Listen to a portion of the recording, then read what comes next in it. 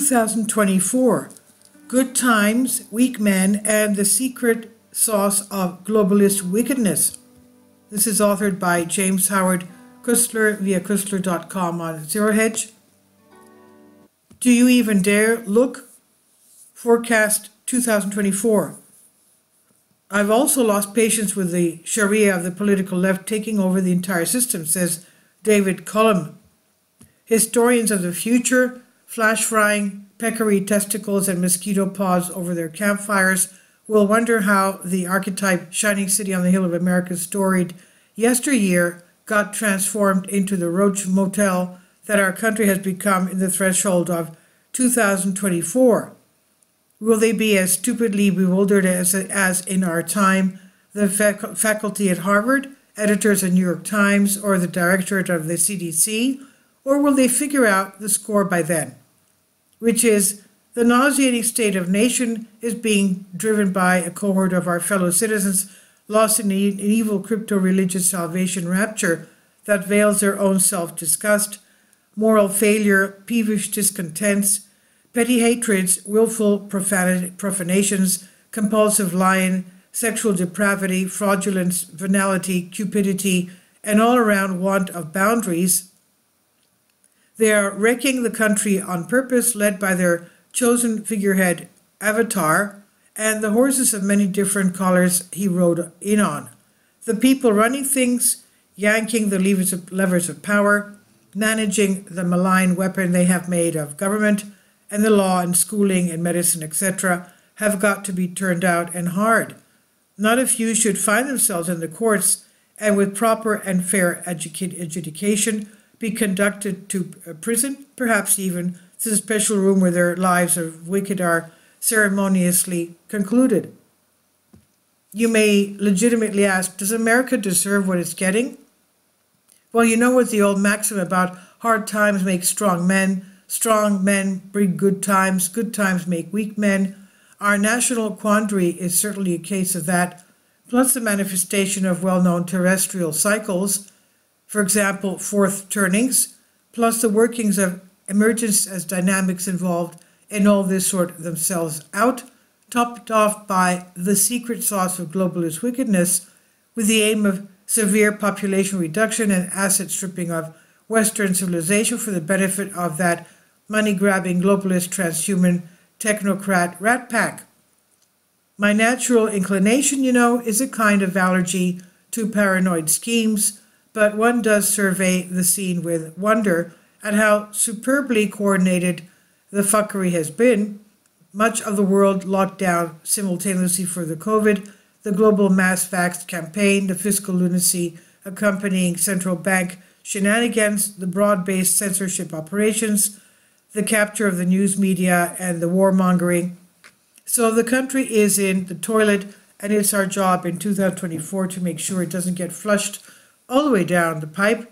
And that's all the throat clearing you will hear before we get to the meat of this predictions for the year ahead. The Great Race? No, I am not referring to blacks, browns, ochres, and whites of Homo sapiens persuasion, but to an epic contest between forces already in motion and how that competition is going. Three big tendencies propel us into the uncharted territory of the new future. One, technological advance, especially artificial intelligence. Two, collapse of complex system needed to run a technologically advanced civilization. And three, geopolitical disorder, including domestically in the US. Some combo of these three will determine the direction history goes in the year directly ahead. Will it be techno-tyranny of the elite oppressing bug-eating serfs a la the WF's proclaimed goals? Googleist robotic nirvana of intergalactic leisure and incessant emotions? Some brand of SHTF like Mad Max or a world made by hand?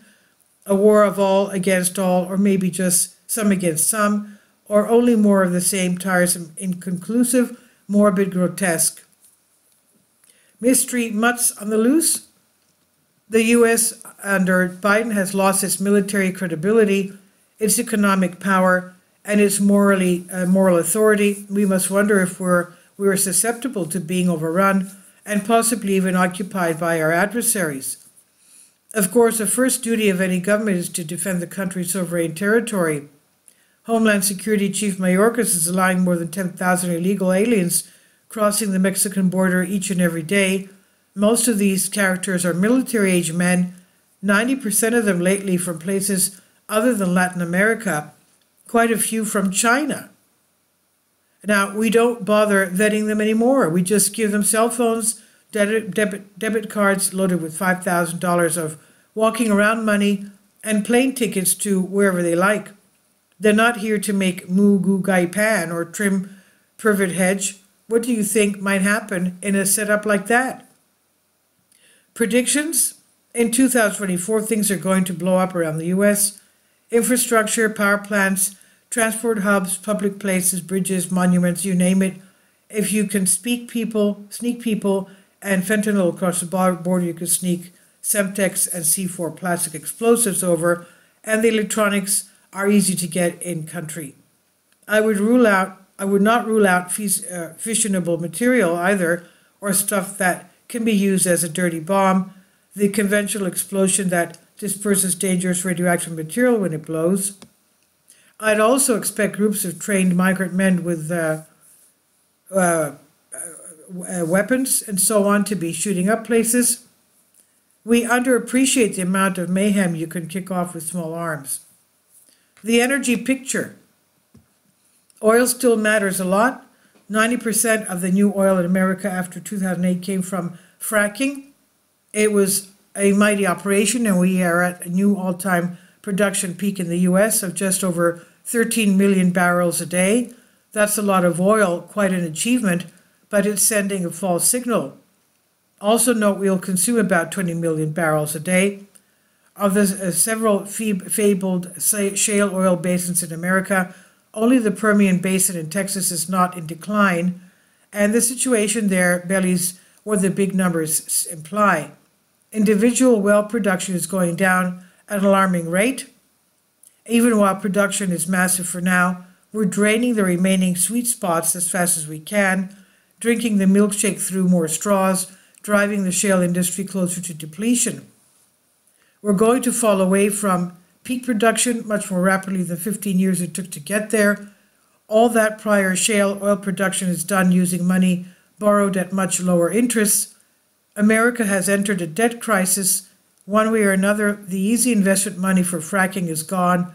At the same time, the shale plays are getting drained. There are no other significant shale plays left to discover in the U.S.